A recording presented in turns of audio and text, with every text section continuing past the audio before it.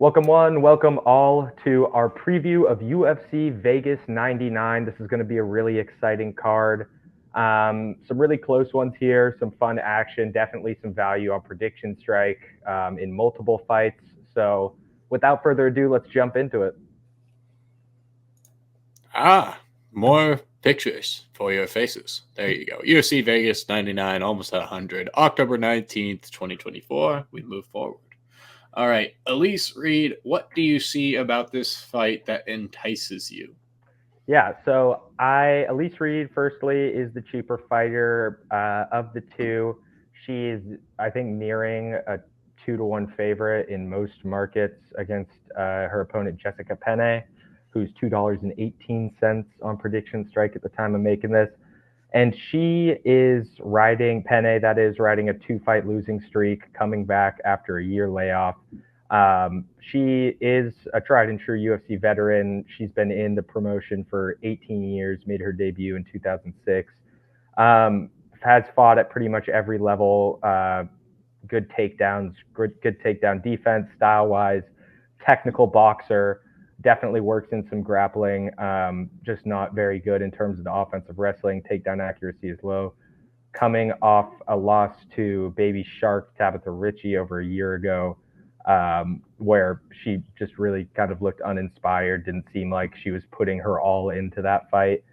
And Elise Reed is a busy striker, very aggressive, sets a good pace, good power for this weight class, and she has some decent grappling on her side too.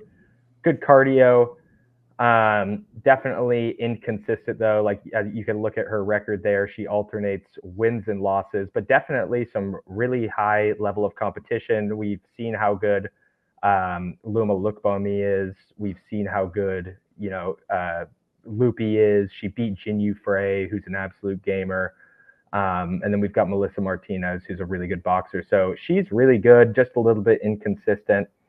Definitely a grinder. Penne, 41 years old now. Women definitely, I will say, can have longer careers in this sport than men.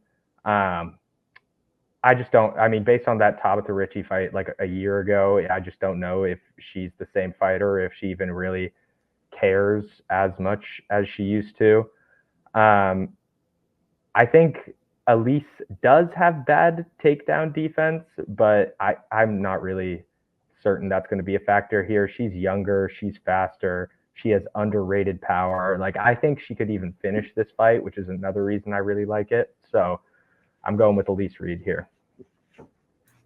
Interesting. All right. Obviously, most fights don't go to kind of finishes for a lot of these, albeit like two we're looking at here are quite literally by submission. Yeah. But so we're not at submission. What are we going for here? Just clarifying. I'm thinking knockout. I'm not thinking knockout. I'm thinking decision. I do think more often than you would expect it to happen in women's fights, at least, there is potential for a finish here, knockout finish on the Elise Reed side. Fair enough. Just want to clarify that. Yeah. All right. Moving forward, we got Asu Almabayev. Hopefully I pronounced that correct. I've seen him be a heavy favorite going into a lot of fights, but as you guys can see here, not a lot of finishes, surprisingly. So Jackson, walk us through why that hasn't come and what we should expect in this next fight here and why you like him. Yeah, so Asu, $7.66, going up against Mateus Nicolau, who's $7.77, and Asu is about a 2-1 favorite right now. So just great inherent value there on the Asu side of things. Nicolau is coming off back-to-back knockout losses. Asu is on a 16-fight win streak, 3-0 in the UFC. And even though Nicolau is getting slept recently, he's very good grappler, good technical striking too, decent BJJ, or I should say good BJJ. His issue is he just has absolutely no chin whatsoever. He's a good grappler though, 10 takedowns and 7 wins, decent wrestling. And that is the main issue with his game. Without that chin, he just, his takedowns are a lot weaker because he can't set them up with anything. He can't stand and bang, set up his shots with throws. Asu, dominant grappler, really good striker. Controls range well, solid top control when he gets you on the ground, sets a good pace, plenty of cardio, coming off his third UFC win over Jose Johnson. That was a decision win. Mateus, I don't think he's going to be able to defend the takedowns from Asu. This dude is an absolutely explosive wrestler. All he needs is one good shot and he's going down. And it's like, I do even think Asu's game for a knockout here. Like, I don't see him going out there and knocking this guy out. But because he's such a better striker, I think he's going to have far more opportunities to set up those takedowns. Nicolau is probably just going to end up needing to scramble and make something happen off of his back when Asu ultimately takes him down over and over again. So I just think he's the better grappler, better wrestler, better prospect. He'll get the control, get the takedowns, land on top. Potentially a finish. This guy doesn't need a finish to win, though, obviously. So it could go either way. Gotcha. Right on. All right, on to the next one here. We've got Darren Elkins versus Daniel Pineda. We've joked about this a lot between the tattoos, but definitely some interesting designs here. What should we be expecting between these two fighters? Jackson sounded like he was pretty excited about this guy, Darren, here. Yeah, so this is an interesting one. If you're on the Daniel Pineda side of things, you probably want to go for him on PredictionStrike because he's actually the favorite in other markets. Elkins, both of these guys are vets, kind of on the older side. Elkins is 3-2 in his last 5, alternating wins and losses. Pineda is 1-3-1 in his last 5 fights, coming off a decision loss to Nathaniel Wood. And Elkins is just an absolute grinder. He's always alive for a finish, always working, closes the distance well, cuts off the cage, good grappling, good wrestling. Just high pressure, and he's coming off most recently a submission win over TJ Brown. Pineda is an absolute killer, be killed sort of guy. In his 40 career fights or so, he has 2 decisions. He comes out insanely fast, just absolutely blitzes at you, does whatever he can, and then gets finished basically if the fight goes into the second round. He's coming off a loss to Nathaniel Wood, where he just couldn't get the takedowns going. He went 1 of 6 in that one. And we're getting Elkins, at least in other markets, as a very slight underdog. Both of these guys are very old. I just like Elkins a lot here. He is the tougher of the two. He can fight for a full 15 minutes. Only concern is just that initial blitz from Pineda, but I'd rather put money on him weathering the storm there than Pineda just getting a knockout in the first 3 minutes of the fight. I also love what Elkins has been doing. Like, in an interview, he made it clear that he knows his body's limits at this age, and that's why he's cut down how often he fights by so much. Like, he only fought 1 time last year, and he came out looking like a brand new Darren Elkins. Like, his cardio was absolutely on point. He looked really, really good. And in that last fight, Pineda's last fight against Nathaniel Wood, if you compare that to like the Darren Elkins TJ Brown fight, it's just night and day. That fight was so much more dynamic, electric, explosive. So I got Elkins here. Yeah, I mean, if you don't think the cardio is going to be an issue at all, given the layoffs and stuff, then I'm going to be with you there on the Elkins side for sure. Yeah, I don't think it should be, especially against a guy like Pineda who just has struggled so much with cardio in the past. Mm-hmm. Cool. Love it. On to the next one here. Brady Hiestand versus Jake Hadley. So wannabe Abercrombie and Fitch versus Jake Hadley. My memory of him is Jake Hadley just getting pieced up, but if I want to say he won his most recent fight in reality, right? Yeah, he did. He won it by sub. Okay, right on. So, he won by decision against Calvin Lauren. Okay, right on. And I want to say that's a pretty. Lauren went into that pretty a large favorite, if I remember correctly. Yeah. Jake did a really good job in that one. Basically, like Lauren to win that one, he needed to get Jake up against the cage and just weight bully him, and Jake was able to like keep the fight in the center of the octagon the entire time. So that was pretty sharp fighting from him. It says that Cameron Smotherman is replacing Brady Hiestand. Dude, did I do this again? Well, I mean, this literally just happened 2 hours ago, so I don't think there's much you could have done about this. I mean, it's It's more like, still did the on the- UFC do this again? Yeah, It's still on the true. UFC website as Brady Highstand, but I mean, I don't know how reliable this report is, but there's a news outlet that's reporting that Cameron Smotherman is replacing him. Well, that's kind So- of fun. right. All right. Oh, we'll Walk have us to through do both. We'll have to do a video. Well, okay, so Cameron Smotherman, this is going to be his UFC debut. I'm almost confident in. Yeah, confirmed bout versus Jake Hadley. Wow. So I know this guy fights on Fury. That's pretty much it. I'll make here. How about this, guys? If you're watching this podcast, I'm going to make a separate video on the Cameron Smotherman Jake Hadley fight, and we can just do that. I think that's perfect. Cool. All right, let's move on. All right, on to the next bout. All right, Charles Johnson versus Sumaderji. Hopefully, we said the name correct, but it looks like we have about a 2-to-1 price here. What are we expecting between these two fighters here? Yeah, so I think this pretty much reflects the sentiment in most markets of how this fight is going to go. This is the featured fight. Sue is on a 2-fight skid. Charles has won his last 3 fights. And Sue Mudaerji is a good fighter. He's a very accurate striker, high volume, really not a ton of power, but he can get stoppages just because he is so fast and the volume stays high throughout the whole fight. Just times his shots well, can move into the pocket and back out before you even notice it, and can definitely outpoint most people in this division who can't take him down to the ground. Ground game is pretty much abysmal. He has only ever attempted a single takedown, coming off a submission loss to Tim Elliott, where he was taken down and subbed in round 1. And Charles is also a relatively busy and technical striker, high volume, lands almost 5 significant strikes a minute, can do that for the entire fight. And I'd say pretty much all of his losses in the UFC are to wrestlers as well. And that's not Sumaderji. Takedown defense isn't the best. Again, Sumaderji is not going to exploit that here. So Charles Johnson's going to be my pick. I really don't have any concerns about this pick. Kind of hard odds / prices to invest in here, though.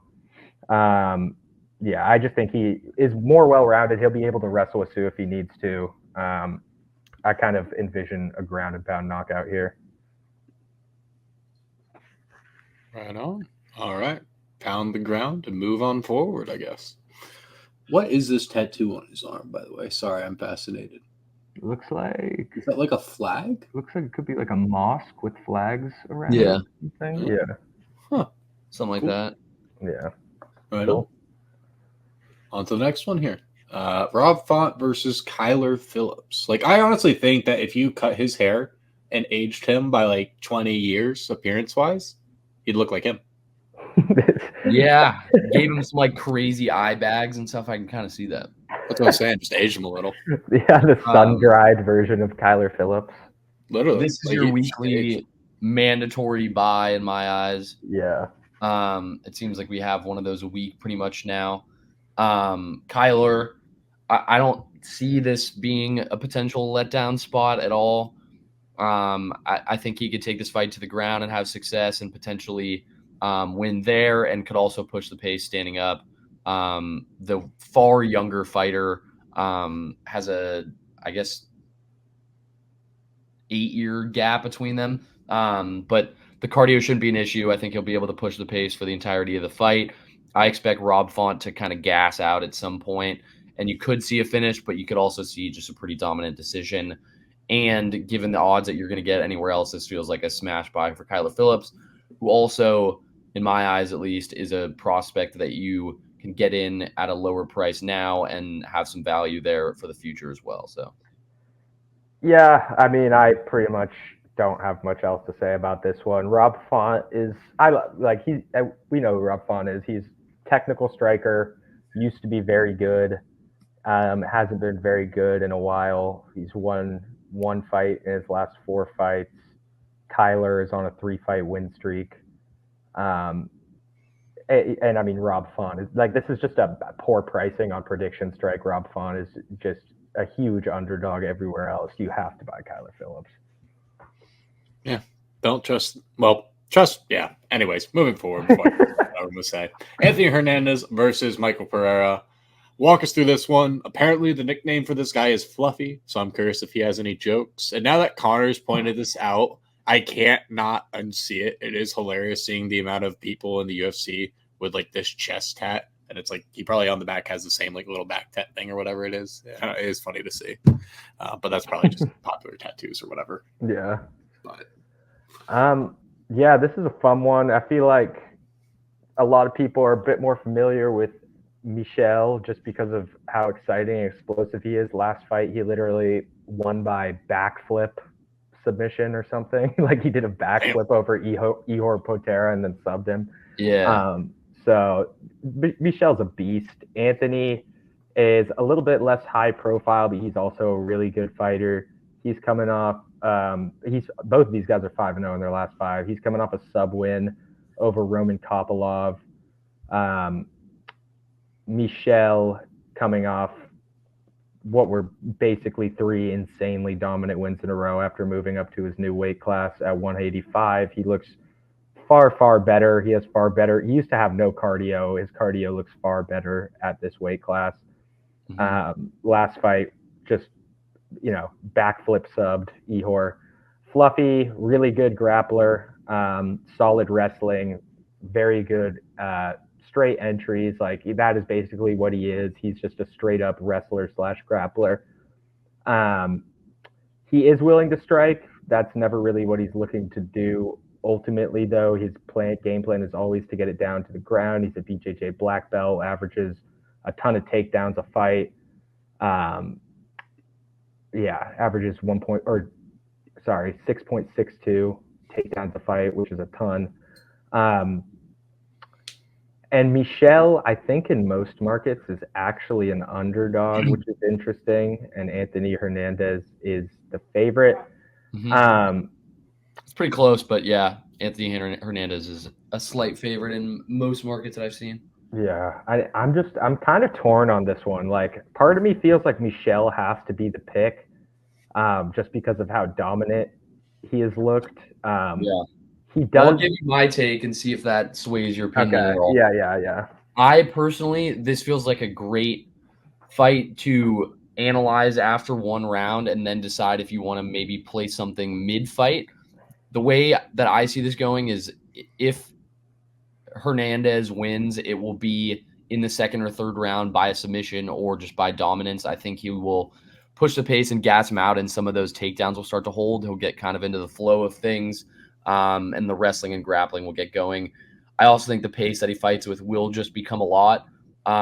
If Pereira wins this fight, though, I think it is almost guaranteed to be like a round 1 or early round 2 knockout. I feel like that's the time when he has his best chance to succeed in this fight. I think if it goes to decision, it'll be Hernandez. Pretty high confidence in that. And then also by submission, I think it's Hernandez. So I don't know if that really helps too much because I could totally see it going either way, but it'll be very clear early kind of what the vibe of the fight is, and you'll know based on that kind of who's going to get the job done in this one. No, I totally agree with you. Totally agree with you. And it's like, it's either going to be Anthony Hernandez by sub or decision, or like Michel by like astral projection knockout. Yeah. Which you probably have to take Hernandez given those 2 options and the prices here that we're looking at. Like Hernandez feels like the play, but that first round KO is certainly in the cards as well. So it's kind of a tough one to pick, but I think after a round or something, you'll kind of know what's going on. Yeah. I think ideally, if you're looking to place on this, Michel wins the first round and you can get a plus number on Hernandez and then kind of do it from there. But you're going to have to be kind of on your toes watching the fight. I like that. Yeah. I think basically I'm going to go with Anthony Hernandez. I think there's more of a chance that Michel wastes his pop in the first round and Hernandez survives into that second and third, is the better wrestler, gasses a little bit slower. So yeah, cool. All right. Love it. Excited to see how this one goes. And of course, I hope we get proven wrong by like the most insane Michelle Pereira knockout ever, but you just yeah. don't think it's likely. That's Yeah. fair. Well, that said, you guys got all the analysis that I think you could possibly need outside of the random fight that just kind of literally happened during the midst of this. So Jackson will have that out for you all later. Make sure to subscribe, of course, if you haven't already. That's the perfect reason too, so you can get more of Jackson's amazing analysis along with Grant's. And yeah, we'll keep on cooking away. We'll have this out for you all. Use these insights for PredictionStrike or other markets if you deem necessary. And until next time, peace, y'all. Hope you have a great day. Peace. Peace.